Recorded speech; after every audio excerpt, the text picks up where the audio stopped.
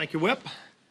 This is Energy Week in the House, and House Republicans continue to bring a number of bills to the House floor that are focused on lowering energy costs for America, standing up for American energy, and standing up against the radical extreme policies of Joe Biden that threaten to shut off American energy. And again, interestingly, if you look at Joe Biden's policies over and over again since he became president, as Diana Harshbarger talked about, day one, attacking the Keystone Pipeline, killing thousands of jobs in America. But then he approved a Russian pipeline.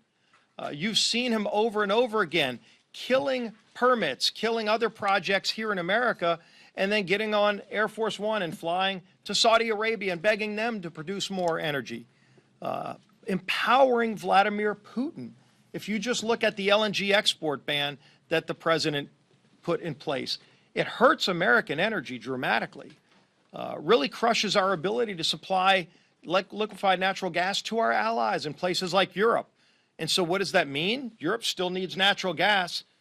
And all it means is now they have to get it from countries like Russia. Why would Joe Biden want to continue to empower Vladimir Putin and fund Putin's war machine, which he's using against Ukraine? Joe Biden is helping Vladimir Putin fund the war effort against Ukraine when he crushes American energy. But we're going to continue to bring these bills to the floor. The Dan Newhouse resolution goes through item by item dozens of specific actions taken by Joe Biden, listing the dates if you want to walk down memory lane and see exactly what Joe Biden's done since his very first day in office to attack American energy. That resolution lists all of those specific things. And look, the people paying the price for this are middle and low income families here in the United States, paying dramatically higher costs at the pump and paying higher costs for household utilities. So we're going to continue standing up for those families. We're also going to continue standing by our ally, Israel.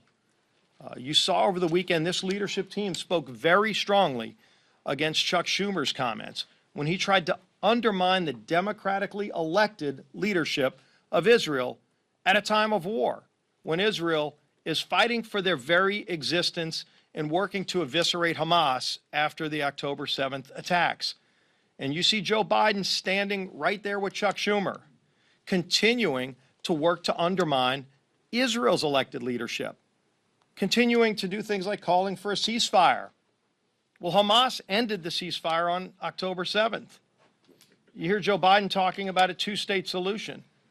When Joe Biden talks about a two-state solution, seems like the only thing that he's really interested in are Michigan and Nevada. And I think people are fed up with that. Just because his politics are bad here at home doesn't mean you go and undermine one of your strongest allies in the world, especially in a time of war. This is a time we should all be standing by Israel. You've seen this leadership team stand strongly with our friends in Israel in their right to defend themselves, and we will not waver, regardless of what Chuck Schumer or Joe Biden continue to do. With that, a man who's been leading that charge, our Speaker, Mike Johnson.